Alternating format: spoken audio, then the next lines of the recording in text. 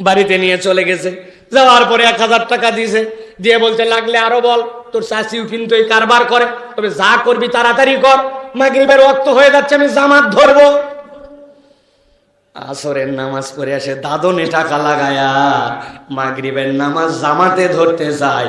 এত বড় দাড়িওয়ালা এরকম বুড়া শয়তান মুনাফিক মুসলমান নামধারী আছে কিনা? আছে কি নাই? আমার আল্লাহ রাব্বুল আলামিন বলেছেন ওয়ারতাবতুম, তুমি বলছো না আল্লাহর বিধানে সন্দেহ করি না, কিন্তু তোমার আচরণে প্রমাণ হয়েছে তুমি আল্লাহর বিধানে হ্যাপি না, ঠিক কি না?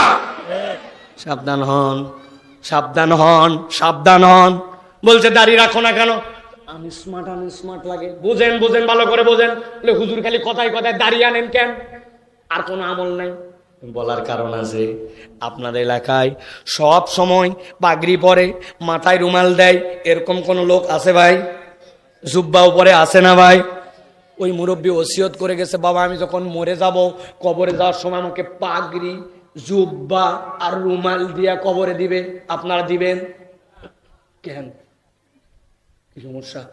একটা লোক আশা করছে, আপনাদের মন এত খারাপ কেন? পাগড়ি তো পড়তে চাইছে, বলবেন হুজুর এগুলো আলগা রাখ, কবরে কোন ড্রেস পরে নামা লাগবে এটার নিয়ম আছে, কিসের পাগড়ি কিসের জুব্বা, ঠিক কিনা?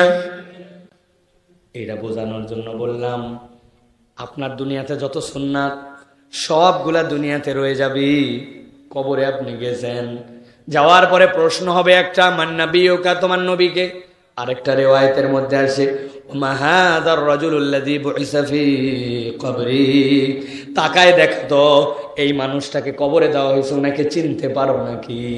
নবীকে কবরে দেখানো হবে, নবীর এত বড় শুভ্র দাড়ি, আর তার উম্মত তার মুখে দাড়ি নাই।